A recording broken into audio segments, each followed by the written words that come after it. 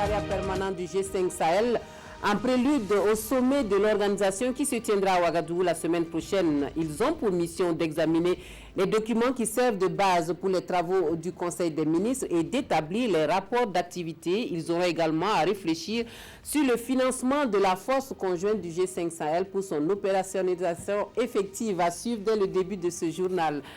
Une catastrophe minière meurtrière au Brésil, au moins 99 morts et plus de 250 disparus. Les recherches se poursuivent sur place et le bilan risque de s'alourdir. C'est la rupture d'un barrage qui serait à l'origine de la catastrophe. Bonjour, merci de suivre les informations de la mi-journée sur la télévision du Burkina. Un très bon appétit à vous qui êtes à table. Mais nous ouvrons ce journal par la passation de commandement à la tête de l'armée burkinabé. Le général Oumarou Sadou a officiellement passé le commandement des troupes au général de brigade Moïse Minungou ce matin à Ouagadougou à la tête de l'état-major général des armées. Le nouveau chef d'état-major général des armées sollicite l'accompagnement de tous les Burkinabés pour sa mission. Les temps forts de la cérémonie avec Issa Kafando et Omar Zombri.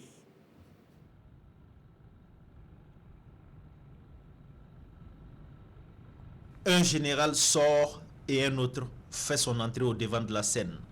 Nous sommes à la place de la nation, à la cérémonie de passation de commandement des forces armées nationales.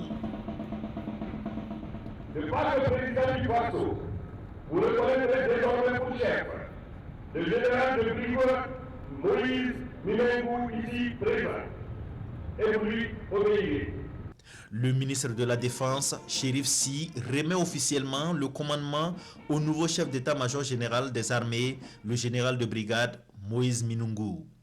Le général 2 étoiles prend les rênes au lendemain de plusieurs attaques terroristes visant des positions de l'armée. Moïse Minungou sait que de lourdes charges pèsent sur ses épaules et il veut compter sur tous les fils de la nation pour relever les défis du moment. Nous faisons appel à toutes les compétences passées et présentes de toutes les forces militaires, de gendarmerie, de police et à toutes les intelligences civiles pour fédérer nos capacités et nos actions en vue de circoncire le phénomène du terrorisme et ses effets. En ce sens, j'en appelle à tous nos devanciers, où qu'ils soient, pour qu'ils apportent leur contribution sous une forme ou sous une autre, afin de consolider nos forces armées et ainsi mener victorieusement cette lutte.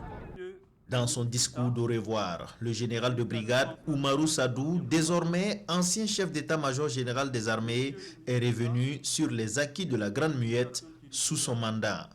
La révision du régime de solde, l'instauration des primes d'opération, l'indemnisation des familles de militaires décédés en opération et bien d'autres.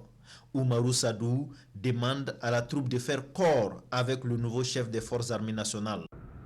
Connu comme un chef de qualité humaine et professionnelle, un chef qui écoute, aiguisé, doublé d'une forte et riche expérience dans le domaine du commandement, dans le domaine de la connaissance des hommes, j'ai la ferme conviction que le général de brigade Moïse saura relever le défi car il connaît la situation, car il connaît le terrain, car il connaît les hommes, car il connaît les moyens. Aussi, j'invite l'ensemble des forces armées nationales à faire bloc avec davantage d'ardeur et avec plus d'engagement autour du nouveau chef d'état-major entrant pour l'accomplissement des missions qui lui seront confiées. À l'entame de la cérémonie, une minute de silence a été observée en mémoire des victimes militaires et civiles décédées des suites d'attaques terroristes. Le général Moïse Minungou, devant qui défilent ces militaires, est le 18e chef d'état-major général des armées. Et pour coller à l'actualité, cette information, une position de l'armée attaquée hier dans la région de l'Est. C'est le détachement de Kompienga qui a été pris pour cible par des hommes armés. Les assaillants ont utilisé un véhicule d'une société cotonnière qu'ils ont retiré la veille. aucun bilan officiel n'est disponible pour le moment et c'est dans ce contexte que le Burkina Faso prépare activement le prochain sommet du G5 Sahel à Ouagadougou, dont la conférence des chefs d'État se tiendra le 5 février prochain. Ce matin, ce sont les experts du secrétariat permanent du G5 Sahel qui ont démarré leur réunion. Ils vont pendant 48 heures examiner les documents servant de base pour les travaux du Conseil des ministres et établir le rapport d'activité.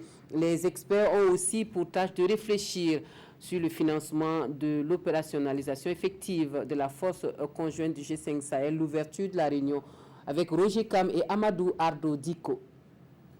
L'enjeu de cette réunion des experts du secrétariat permanent du G5 Sahel est de dérouler et de mettre en cohérence l'agenda de cette institution pour relever les défis sécuritaires et de développement des pays membres. Les questions de financement de l'opérationnalisation de la force conjointe et surtout l'élaboration d'une feuille de route pour la gouvernance du G5 Sahel par le Burkina Faso au cours des 12 prochains mois constituent les axes de réflexion de la rencontre de Ouagadougou. Il y a eu une réunion du comité de défense du G5 Sahel, composé de chefs d'état-major de différents pays et du commandant de la force à Niamey il y a 2 jours.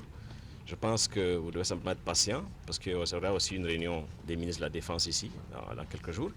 Tout cela permettra de préciser les questions que vous posez en termes d'opérationnalisation et tout ça. Le commandant de la force a annoncé il n'y a pas longtemps que le 15 janvier déjà une opération qui a commencé. Ces détails, je vais laisser la teneur de ces détails, il nous rejoint incessamment. Pour réussir une lutte efficace contre le terrorisme, un paramètre nouveau et fondamental doit être intégré, c'est la cohésion sociale. Ça, c'est un problème majeur que nous devrons prendre en charge et rapidement.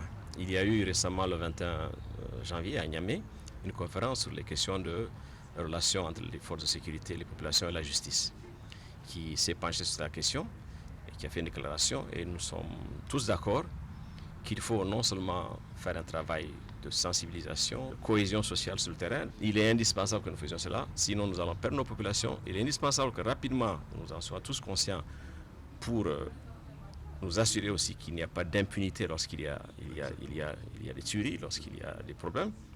Mais cela doit se faire dans le cadre de la justice. Après cette réunion des experts se tiendra le Conseil des ministres et le 5 février, la conférence des chefs d'État.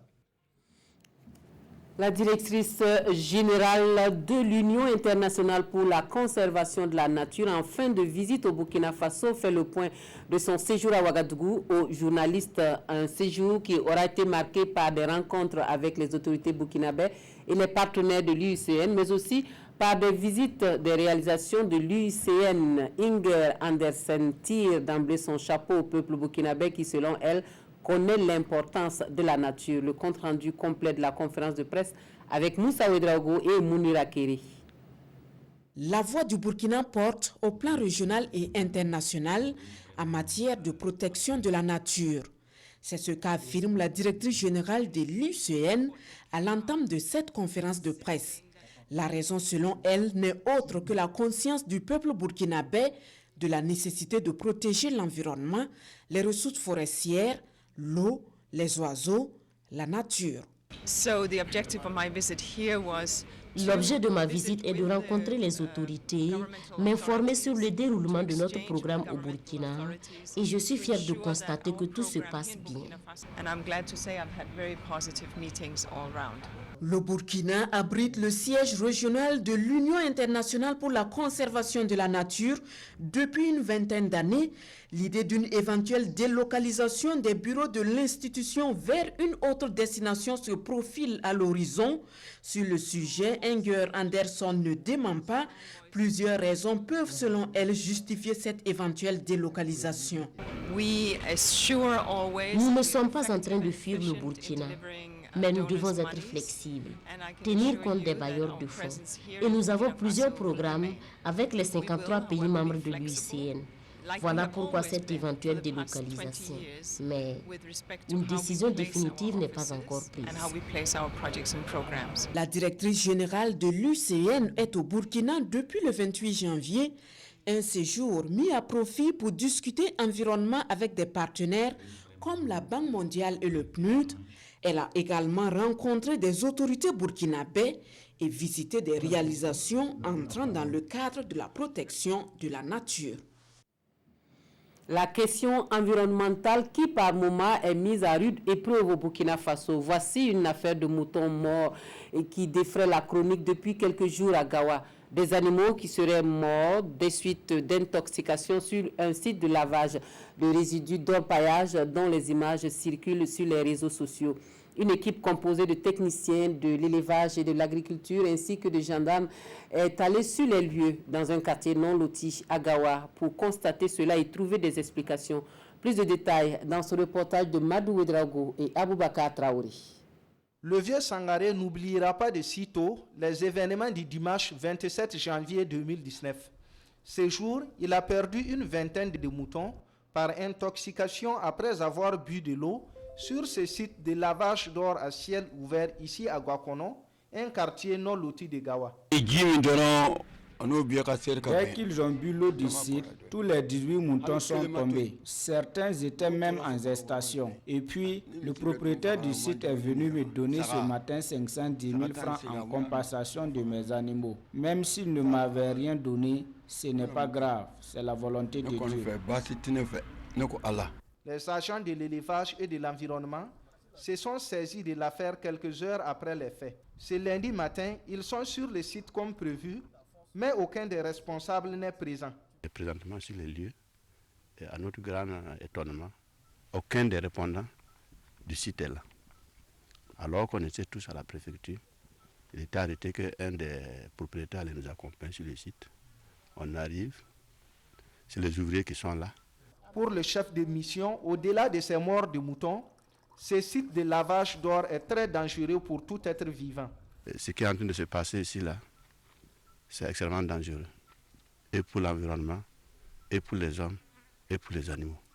À vue d'œil, ce qu'on constate, je ne dirais pas que c'est un drame, mais ce n'est pas loin de là-bas.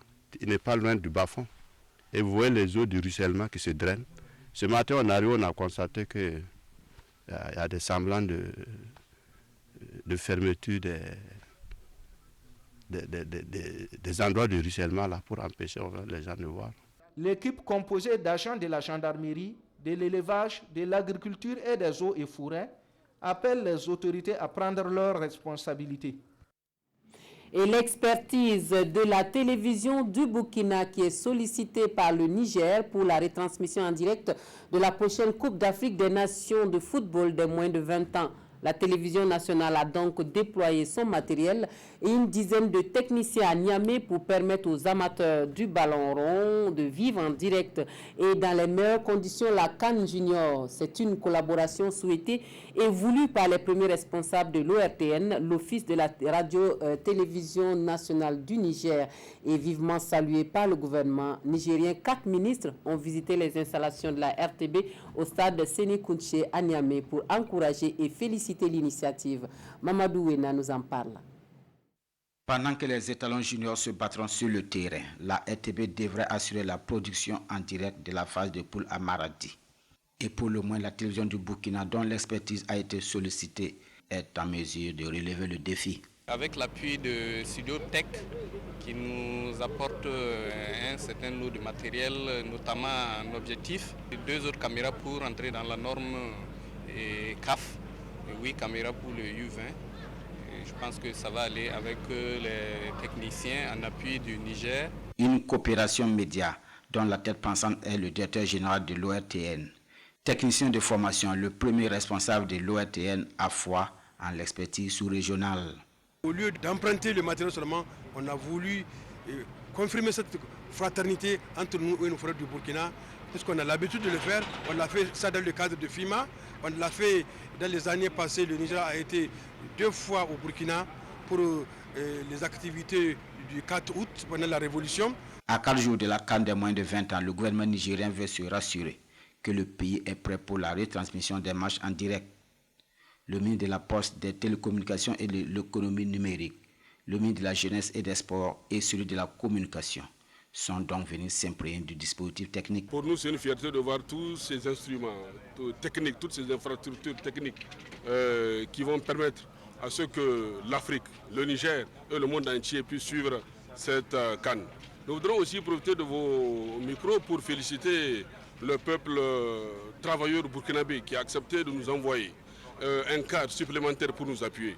Les techniciens aussi du SOTEC et de Lagardère qui vont parfaire cette transmission. C'est le 2 février prochain que débute la 21e CAN Junior et dès le 3, la RTV entrera en scène avec son matériel technique et une dizaine de compétences. Actualité hors de chez nous, au Brésil, une catastrophe minière fait une centaine de morts et plus de 250 disparus. Un bilan qui devrait s'alourdir puisque de nombreux corps ont encore été retrouvés dans la marée de boue après rupture d'une nouvelle digue. La catastrophe minière pourrait devenir la plus meurtrière du pays. Les autorités craignent que le total des morts s'élève à plus de 300. C'est la rupture d'un barrage à Minas Gerais qui est à l'origine de la catastrophe.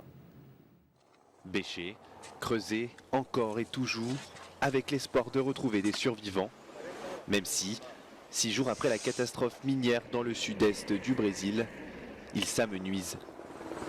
Depuis samedi, aucun survivant n'a été retrouvé dans la zone d'éboulement, malgré le travail ininterrompu des secours aidés par les hélicoptères. Les autorités craignent que le total de morts s'élève à 360, ce qui ferait de la rupture du barrage de Brumadinho la catastrophe minière la plus meurtrière au Brésil. Sur ces images, le sauvetage d'une adolescente de 15 ans par Jefferson Ferreira, venu initialement rechercher sa sœur dans la boue. Cette vidéo est devenue virale au Brésil, faisant de Jefferson un héros national. Lui garde un souvenir amer, sa sœur est toujours sur la liste des disparus. Le vent a emporté ma casquette. Il y avait de la boue sur son visage et le mien. Le pilote s'est approché de nous. On a eu du mal à la soulever, mais tout s'est bien déroulé. Dieu merci.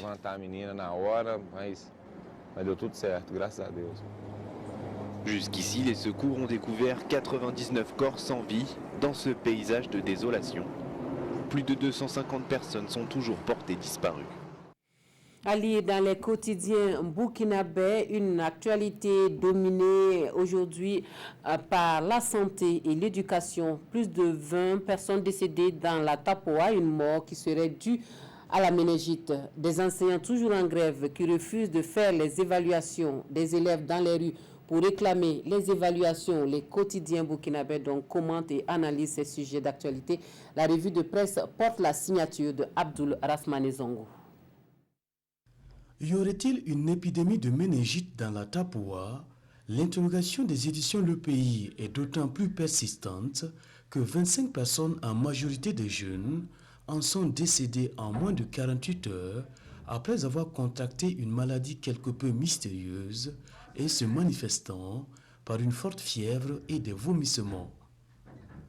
La santé, il en est aussi question, cette fois-ci en version éducation, et citoyens s'exclament.